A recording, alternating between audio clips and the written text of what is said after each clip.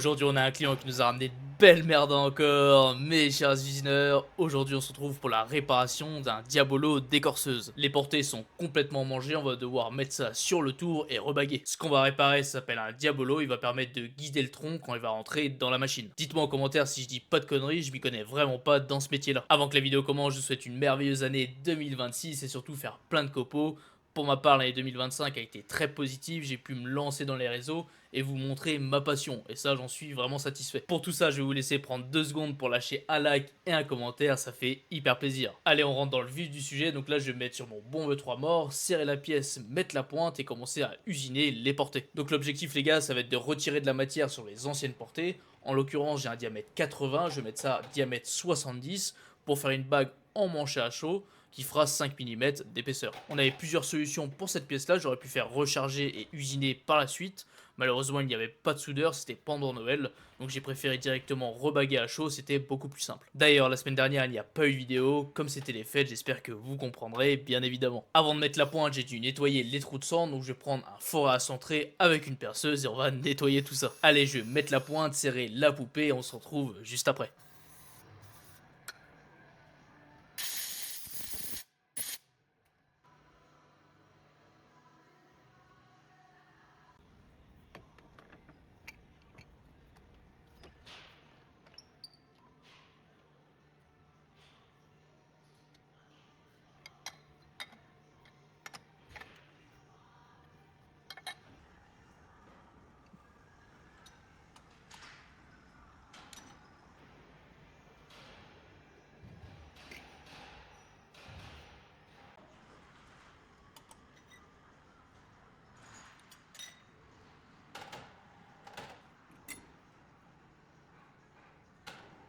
Donc voilà ce que ça donne une fois la pièce serrée sur le 3 mort, donc bon ça tourne un peu comme une patate. Après honnêtement on n'est vraiment pas au centième pour ce genre de pièce, sachant que le Diabolo est déjà usé de base, on va le faire tourner comme ça ira très bien. J'avais une autre solution, j'aurais pu mettre ma lunette, mais bon il fallait une portée propre et là j'en avais pas du tout. Donc je vais usiner ça comme ça, comme je vous ai dit, ça ira très bien. Avec la pièce j'ai reçu le palier, donc celui-ci fait 85 mm, je vais aller un peu plus loin et je vais usiner sur 95 mm. Comme d'habitude ce fut une grande surprise, sinon ça aurait pas été drôle, la matière était extrêmement raide. Donc là j'ai essayé d'abord avec une plaquette carbure, ça me l'a explosé en quelques secondes. Je suppose que cette pièce là c'est pas la première fois qu'elle est réparée, ils ont dû mettre du fil de rechargement la dernière fois et franchement il n'y a rien de plus raide. Donc il n'y a pas trop le choix, je vais utiliser une autre type de plaquette un peu plus résistante et on va tourner bien moins vite. Petit conseil, plus la matière est raide, moins on va tourner vite, ça fonctionne toujours comme ça en tournage. Pour la rotation, je vais me mettre à 30 tours par minute, donc faut prendre un peu son mal aux patience, là ça va être extrêmement long à usiner. De toute façon, on le sent que c'est raide, même au niveau du bruit, ça couine, c'est horrible. Allez, je vous laisse avec l'usinage, on usine tout ça et je vous reprends juste après.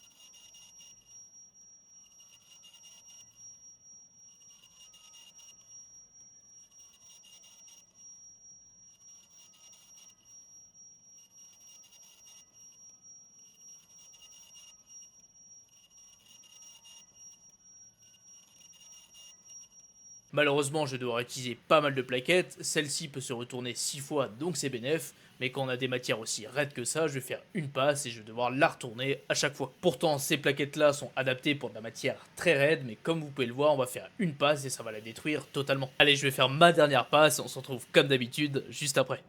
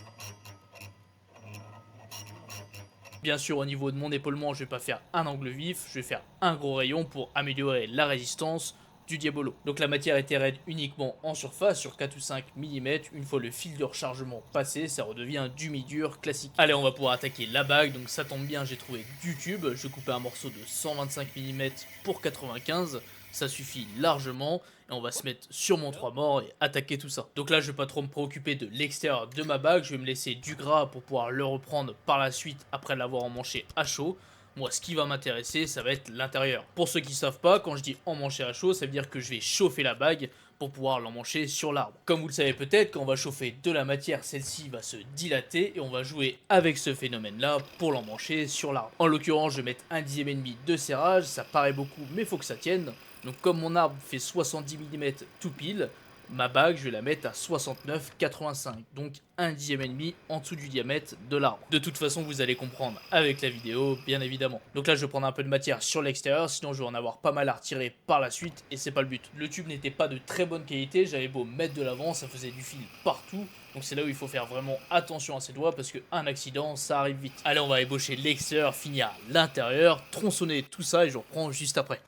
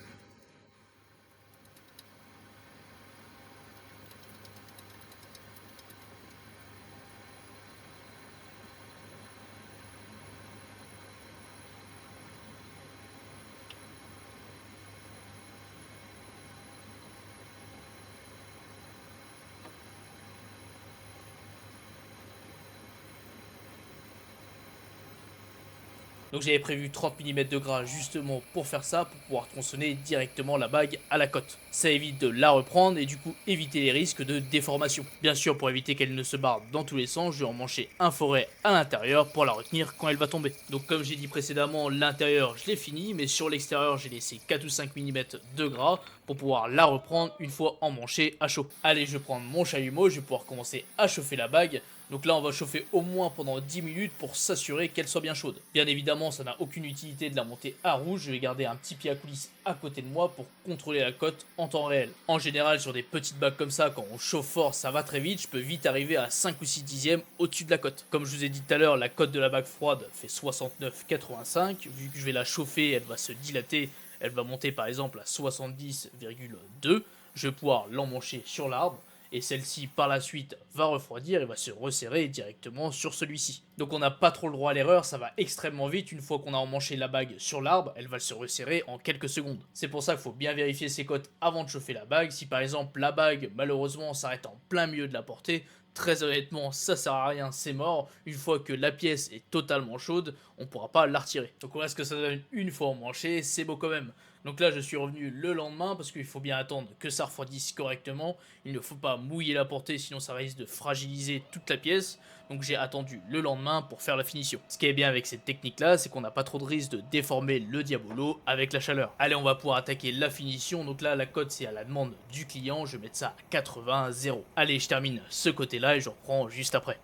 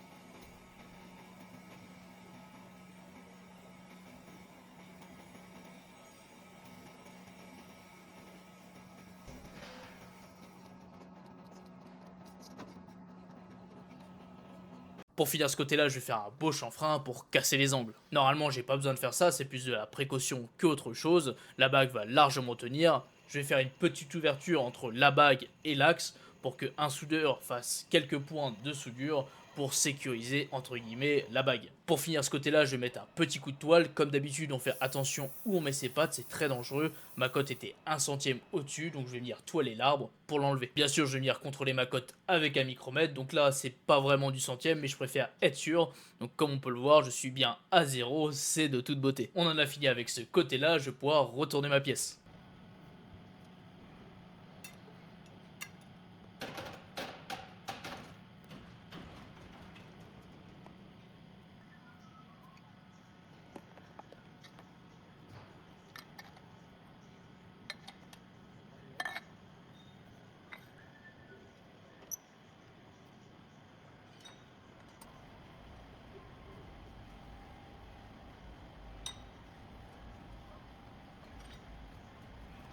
Donc voilà ce que ça donne pour ce côté-ci, ça change quand même de l'ancienne portée. Je l'enverrai en soudure une fois les deux portées terminées, ça va de soi. Bien entendu, je vais pas me serrer sur le diamètre que je viens de réaliser, sinon ça va l'abîmer. Donc je vais utiliser une bague en bronze fendue, ce qui va me permettre de faire comme des mordous. Ça évite de changer les morts à chaque fois et comme j'ai des bagues en bronze pour chaque diamètre pratiquement, je préfère utiliser cette technique. De l'autre côté, je m'attendais à que ça tourne un peu mieux, mais malheureusement ça tourne pareil, ça tourne vraiment comme une patate. Sur certaines pièces, on est obligé que ça tourne au centième, mais sur des pièces comme celle-ci, on n'est vraiment pas au dixième, voire au millimètre. Donc là, je vais utiliser un autre outil, c'est des outils qu'on utilise sur le tour vertical.